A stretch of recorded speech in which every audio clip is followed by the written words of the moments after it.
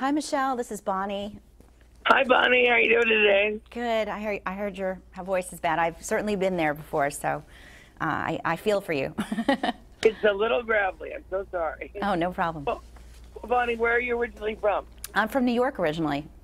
Oh, great. And Yeah. you live there now? I do, but many stops in between.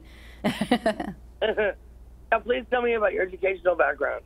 Oh, I went to Boston University, and I've been working in television weather for well over 20 years. I worked at CNN and MSNBC and pretty much everywhere. What is your current title? I'm a national television meteorologist, and I'm the author of the book Extreme Weather.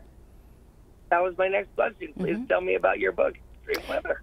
Oh, well, my book really is a survival guide of all types of natural disasters. So how would you prepare and survive everything from a tornado to a snowstorm to a flooding event? And I did extensive research, spoke with experts all over the country, and provided personalized stories of people that have gone through these disasters, because I know people think it can't happen to them, but that's what all the people that I interviewed thought as well.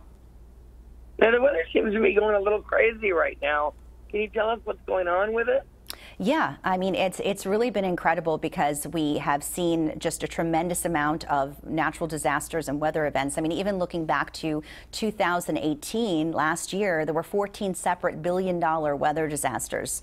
That's really remarkable. The past 3 years, we've seen also a tremendous amount of these events, and it really is a wide range. You know, last year was a devastating wildfire season, the worst wildfire season California ever experienced. So all of these things are happening with more intensity and more frequency. And part of it is that more people are living in these populated, wonderful coastal areas, making them more susceptible for the storms. And we also have climate change, which means as the atmosphere warms ever so slowly with sea surface temperatures and air temperature, that allows more moisture to be held in the air. And it could be the slightest increase, but it could have a big effect on weather and also storms in terms of their intensity and their duration. So unfortunately, even as we here in 2019, we just had in April and May an incredible amount of tornadoes across the country. So it's still happening right now. Now, this is kind of a specific question, but what exactly is hail? How does that happen? Well, hail happens within a thunderstorm. It's kind of this is an old-fashioned reference, but maybe you'll remember. Remember the air popcorn machines when you'd see the things go up and down and up and down? Oh, yeah. Yeah, so hail are the ice particles and dust that are going up and down with an updraft and a downdraft within a thunderstorm. And what happens is, in really intense storms, that's happening so quickly that the hail can grow and get larger and larger. And finally, when the weight of the hailstone versus the updraft coming through, when that weight is heavy enough, that's when it actually falls and hits the ground.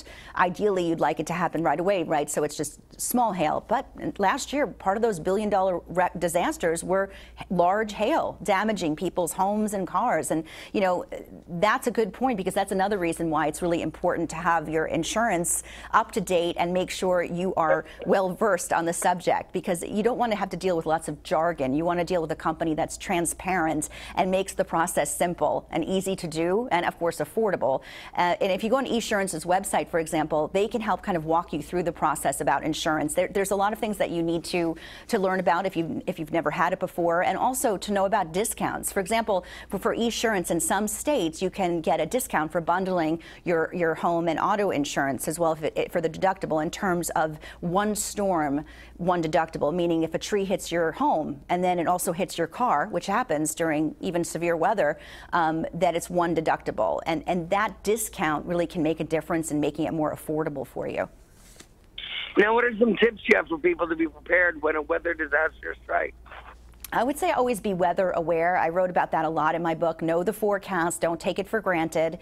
If you can avoid and maybe stay indoors during when there's a severe thunderstorm warning, you know, go ahead and take the time. It's just not worth it. Have enough food and water per person in your household for each person that lives there, and don't forget about your pets. If you had to evacuate, I recommend a family disaster plan, so you would know in the event of emergency, how would we leave the house? How would we go? Where would we go? You know, it's in these evacuation situations, people panic, and sometimes they don't even evacuate when they're supposed to, and that makes it even worse. So have a plan in place and know what you're doing, and make sure, as I was saying before, with your insurance, to make sure it's up to date, it's accurate, you're aware of what your deductible is. I would even recommend putting an emergency fund aside for your insurance deductible, just in case you need it.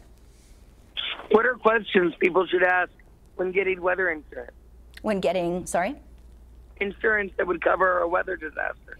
Oh, well, that's also very important. On the Esurance website, for example, they can, you know, get those kind of specific questions answered, because obviously it depends on what state you live in and your situation and what you're interested in getting coverage. But let's just talk about auto insurance, for example. You know, it's important to make sure if you have auto insurance that it's not just in the case of a car accident, we all need that, but also a weather event. I mean, let's say you don't have a garage and your car is parked on the street and it gets damaged by hail or by a tree falling, and it happens all the time. These are the types of things you want to kind of think ahead, worst case scenario, go on esurance.com and just find out what you need to find out so you're prepared. They have a coverage counselor tool that also can guide you through the process online.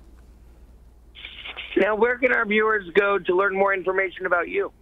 About me and about everything I talked about today, you can go to esurance.com/disaster prep. My book is called Extreme Weather. It's available wherever books are sold. And yeah, I mean, you'll definitely find more information about me there. I'm also on all social media, so I'm easy to find.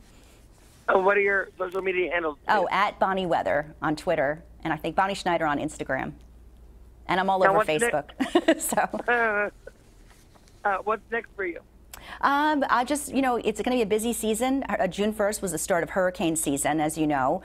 So this is the time of year where I tend to be very busy helping people prepare for storms. And it's just, unfortunately, you know, it's great to be busy, but I'm sorry that it's happening at the expense of people having to deal with extreme weather events. I'm actually also, since you asked, I'm working on my second book now, so that's keeping me busy as well.